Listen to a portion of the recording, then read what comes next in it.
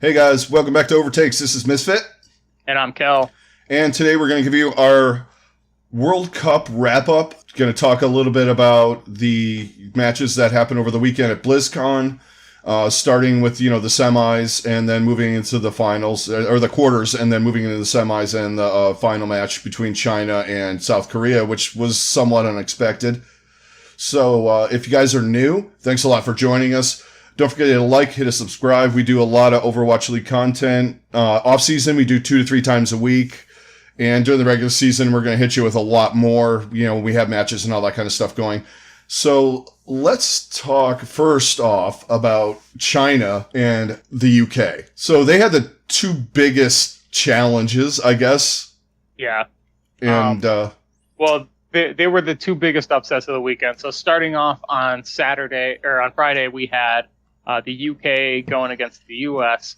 Everyone was thinking, US is just going to roll them. And US made it very clear that that's how they felt about it. In the first map, it really looked like US was just going to embarrass them. And you know what? They fucking embarrassed themselves. Because they started teabagging and just being really unprofessional. They were talking all this shit going into the match. And what do?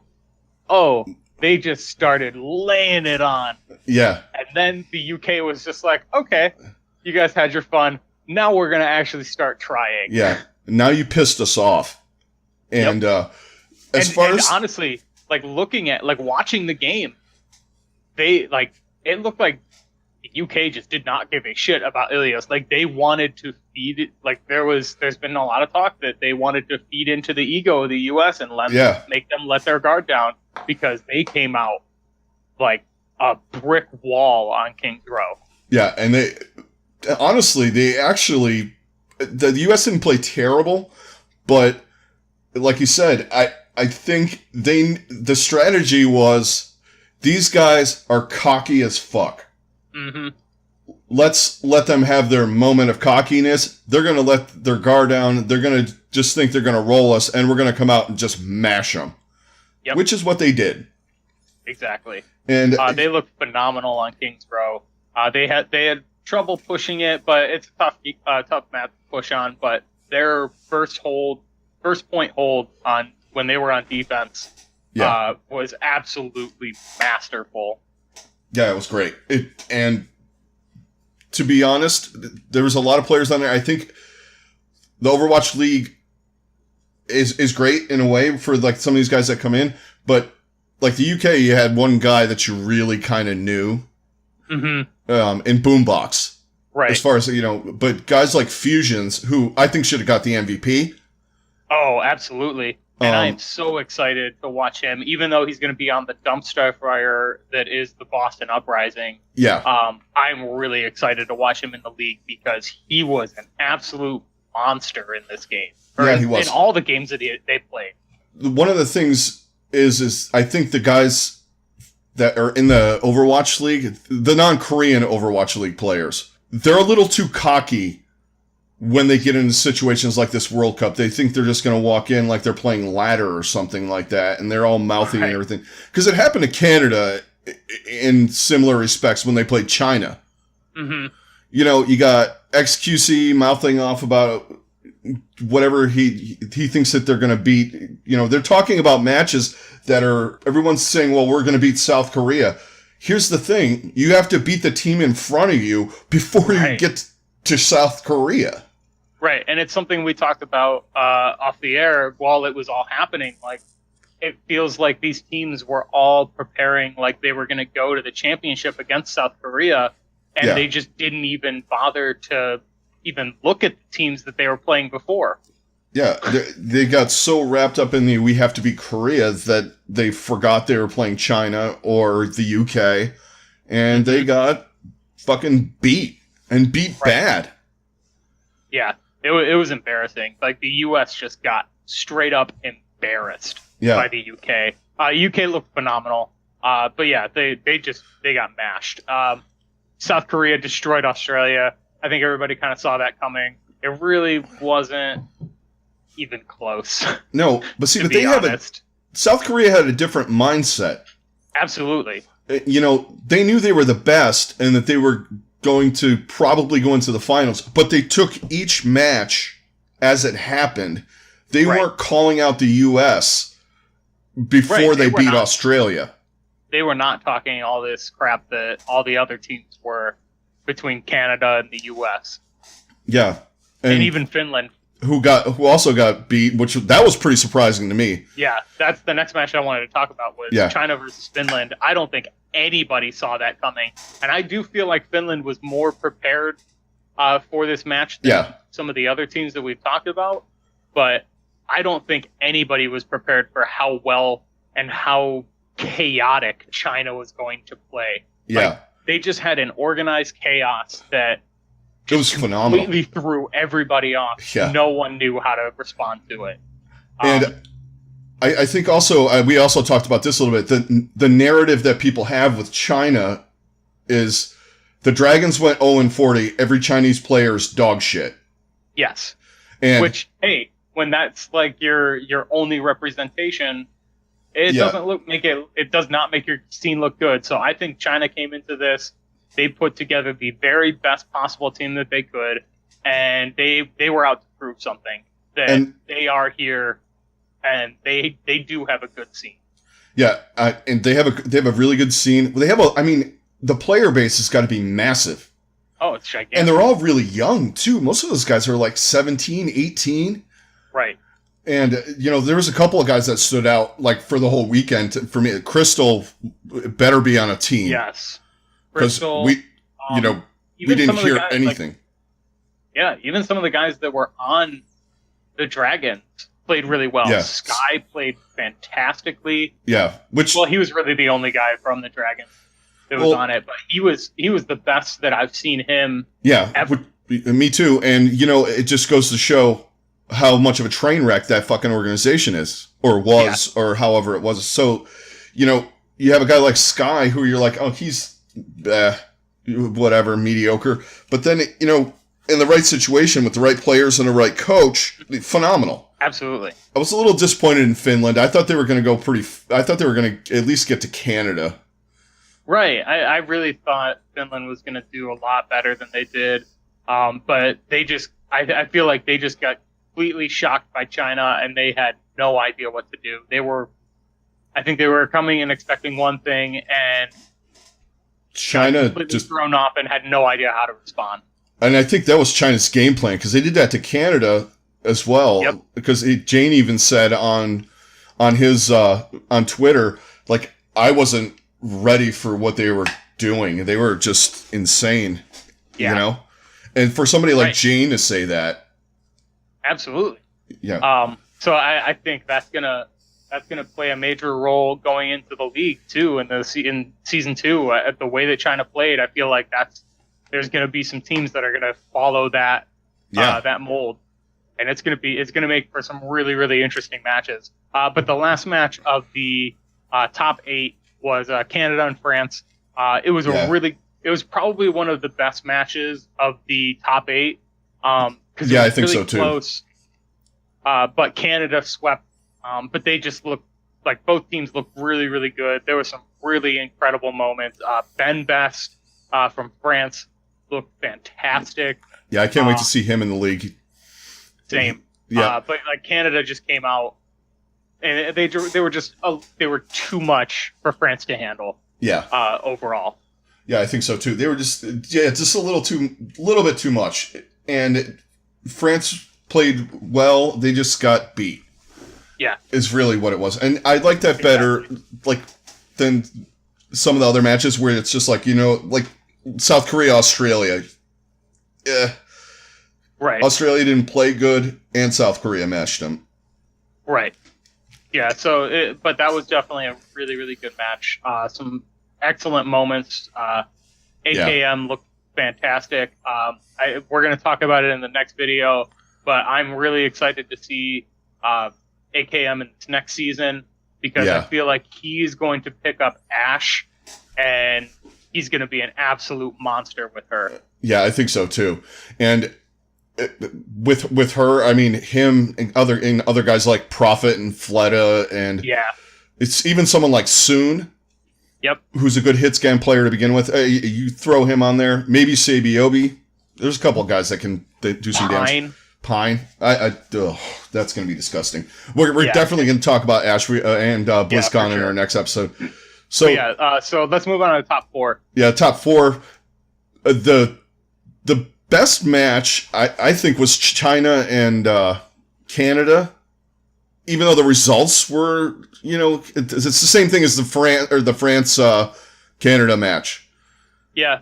I kind of lean a little more towards the South Korea UK game. Because that one was good too. 2 draws. UK really gave them a fight. Honestly, the UK probably gave them the toughest fight that they had in any match in the entire World Cup. Yeah, I would say that. And the UK, it was super underrated. Absolutely. And this year and last year. I mean, you're just like looking for pros. You're looking for the pro names, and they're not all there. Right. It's not all pros, but I mean, now there's definitely some guys that some teams are going to be looking at on that team. Oh yeah, I mean, but I mean, honestly, with the way he was playing, Fusion's put himself in very good. Spot to be the MVP of the entire World Cup, because he was just an absolute monster in this game, especially. Really, in all the games. When they played Canada for the 3rd place match, but this game he was great. Just some really, really top notch play. Yeah, there was a lot of good play in the World Cup in general. Mm-hmm. But that match had just a lot of good. The coaching was great because you could just tell by the strategies they were running, and it just the UK. I wish people would pay more attention to some of their players, because I think some of those guys on that team deserve a shot. Absolutely. Like beyond contenders. I mean, with the amount of teams in the league, some of these guys should be up on the pro level. I mean, I'm glad Boston picked up Fusions, because that guy needs to be on a team. Absolutely. Unfortunately, he's on that team. Right. Who knows? He could turn the narrative around. Yeah, absolutely.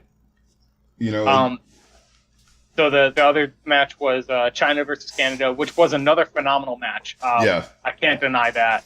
But man, you could just tell that China had their number, especially on Blizzard World, because Oasis was very evenly matched. A lot of back and forth. 299 to 99 parts on the second part of Oasis. It was a great match. But again, China just completely overwhelmed them with the disorganized, or the organized chaos, I guess. Yeah, but which I think you're right though too. I think we're going to see a lot more of that, because when you can't predict what strat these teams are going to use, you get beat, because you're not expecting, Hammond or something in a weird, wacky combo of heroes that you never thought of. Right. It's not like last year when we had dive for most of the year. You knew like it's all dive. You know what every team is going to play, because you just have to be super disciplined and all of that. Like it was a really, really fun style to watch, and I'm really excited to see if and what teams embrace that style, and what they end up bringing to the table. Because there's going to be teams that are going to do both. There's going to be teams that are going to be just they're super disciplined. This is the style we run, type of thing. But who knows? I think Dallas, even though they have Jane and Arrow. I mean, Jane just got beat by them. I think he could adapt some of that, especially with the players that they have. Yeah. Dallas. I think that would be a team that could do that disorganized, organized chaos kind of thing, and would work to their advantage. Absolutely. I think some of the other teams, like, you're not going to see NYXL or teams that have that great mechanical players, guys that are fixed on certain heroes. You're not going to have teams like that running that strat. Right. I feel like one team that we could definitely see doing that is Atlanta. Oh yeah. Just with the team makeup that they have, I feel like they could thrive Yeah. because they have so many players that are incredibly versatile in the heroes that they can play. Yeah, exactly. So that's a team that I would watch out for that style. But yeah, like this match between China and Canada was phenomenal, crazy to watch, and just anytime you think Canada is getting a foothold, you're like, oh, they got a pick, or they're like China would just bait, like their ability to bait out abilities and to bait out attacks. Yeah. I was thinking that when I was watching it and playing around in the World Cup viewer.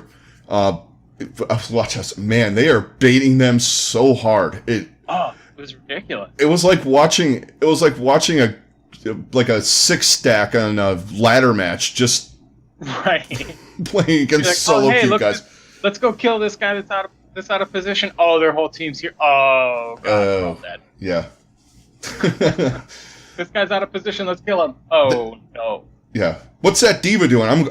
I'm going after her. All right, I'll back you up. Oh. The rest of them are over there, too. Oh, their whole team's right there. Shit. I just used my ult. Right. Fuck.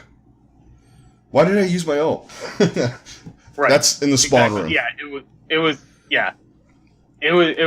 a crazy World Cup. And then I would say probably the best overall match of the entire thing was the only one where we got a 5th map.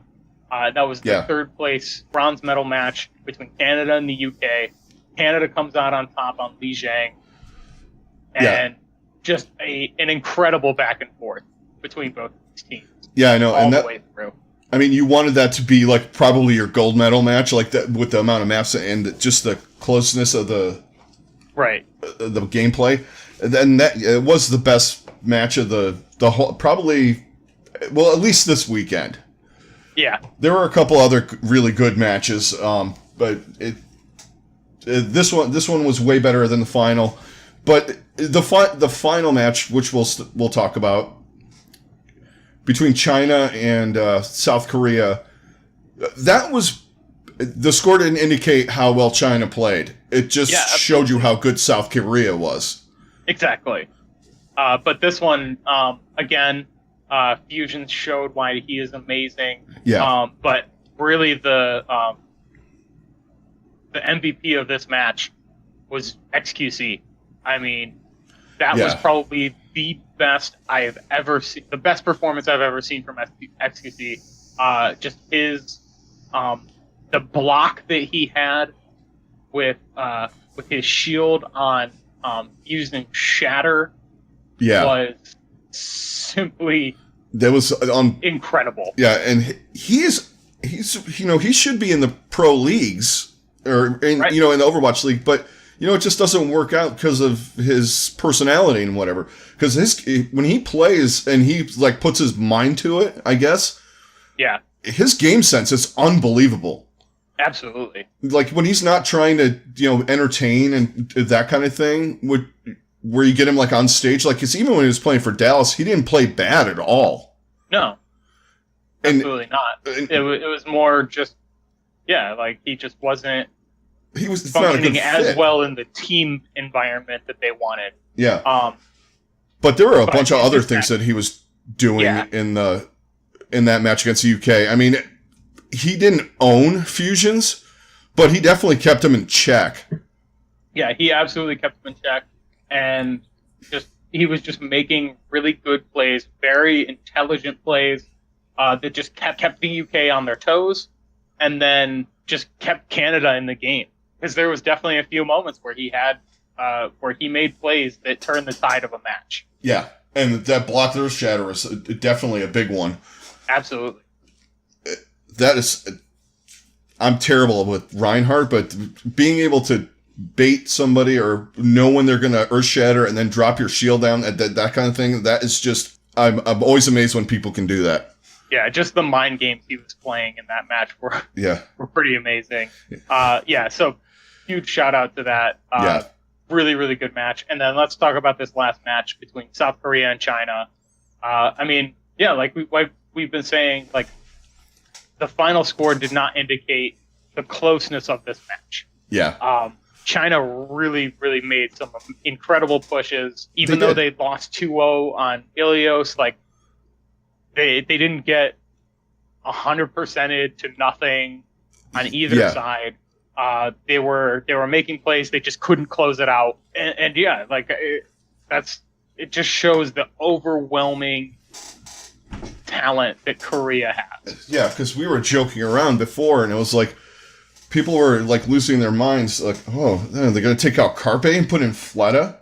Right. Oh, well, I guess we'll sit Libero and have Fleta and Carpe play a lot. Right. Like on Nepal, I think they had Fleta and Carpe. That's just scary, man. Right, that's terrifying. And then you got Jonak, who put another thing in the trophy room, which, you know, LeBron. Yeah, at this point, it's kind of like that too, because I mean, everyone's like, well, Fusion should have been the MVP. No, Jonak was the MVP. You just don't want to vote for him every time. Right. You know what I mean? I mean, absolutely. He was doing his Jonak stuff, just being unbelievable. And like even the video that we threw up, it was the Gibraltar. People always do the he just right clicks heads and stuff. But one of the keys to some of the parts of the matches were his harmony orbs on Fleta playing Genji. Some incredibly clutch harmony orbs, transcendence, like just everything that he does is just so perfectly calculated and timed that you feel like this dude has to be a robot. Like he's literally Zenyatta. Like, how are you this like effective in so many different things at one time? Yeah, and he just his game sense almost surpasses his mechanical skill. Yeah, that's the scariest part, because he's incredibly gifted mechanically, but his game sense is I don't think anybody else in the world has better game sense than he does. No, and I can't think of one off the top of my head. I mean, maybe Prophet. That would be the next closest guy, in my opinion. Yeah. But I have a man crush on Prophet, so that doesn't really count, I guess. I still haven't bought that jersey yet. I do agree with you on that. Prophet is right up there with Jonak on that. But it's just in general, like, South Korea was just so good. Their hold on King's Row was great. Anubis, like, just when you think, oh, China's going to make this really good push, they get it really, really close, and then they just get, like, Korea just puts the clamps on them, and they just would not get anything. Yeah, and they're so good at that. Even, like, in the other matches, like, you think somebody has a prayer. Right. And then all of a sudden, bang, somebody gets a pick, Carpe gets somebody with Widow, and then all of a sudden it just turns the tide. Like, all right, now let's go. They're down one, and there we go. We got this. Like at the end of the match, when they were pushing on Gibraltar, I highlighted that Dragon Blade by Fleta. Mm-hmm. They baited out the Nano Monkey. They all hid from it. Soon as it was done, his Dragon Blade came up. Animo had Nano Boost, and away we go. Oh yeah, that was just gross. Yeah, like, but it's stuff like that. We think we're good. We're good. We got this set up, and just when you think that they can't do anything, that happened. Yeah. Which, but yeah, it was a great match. South Korea 100% deserved to win. Yeah. But this is 3 years in a row that South Korea has dominated the World Cup. Yeah. And that's the big question: is will anybody be able to dethrone them next year? Well, here's the thing: instead of shooting your mouth off, how about playing? Yep. The team in front of you instead of worrying about South Korea. Yeah. That was highly disappointing to me. Oh God. Yeah, the U.S. just embarrassed itself. They absolutely. And I don't care. So disgusted by how they were. Yeah, and to talk trash, that's fine. It doesn't bother me. But, you know, I found it hilarious that they're all laughing at the questions in that Q&A thing about Australia. Yeah, you guys forgot you were playing a fucking team, too. Yeah. Exactly. You know? You're worried about what South Korea is going to do to you. You worry about who's in front of you. Mm-hmm. You know, you slept on the UK, and you know what? They kicked your ass. And they made you think you were going to do something. But anyway, to the original point, I don't know who's going to beat them, but the U.S. certainly should be able to. But, you know, I had this conversation with somebody last night. I don't think they're as high up in the world rankings as everyone thinks they are. They're really not. I think there are countries where there's better, like in Europe alone. I would say France is better, Finland's better, Sweden's better, and obviously the UK is maybe better. not Sweden. It's on paper you can kind of go with that, and China's right up there. Yep. So saying that, well, these are 1-2, and Canada is as good. You know, not better. Honestly, yeah. I feel like if the U.S. and Canada had played each other in this, it would have been a completely different scene. Yeah. Absolutely.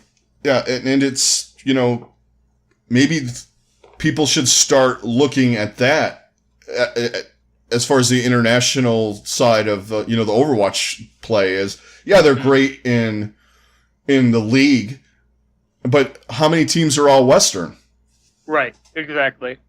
Houston. Yeah. They finished in 6th.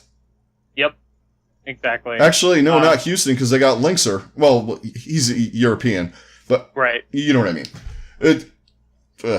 It's frustrating thinking about it. I mean, I'm going to root for the U.S. because I live here, but honestly, at this point, I'm a bigger fan of what China did and what the UK did than us. Yeah, absolutely. And then just watching South Korea mash, absolute destruction of everybody.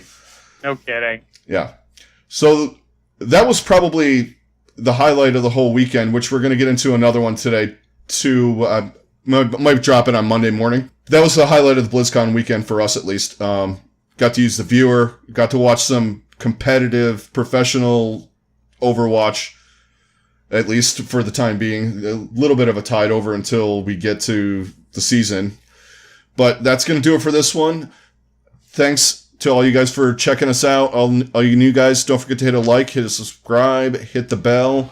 We're going to dive into the BlizzCon stuff in the next episode, so be sure to, you know, be ready for that. We'll drop it either late today or tomorrow. And you guys have a good rest of your day, and we'll talk to you later. Later, guys.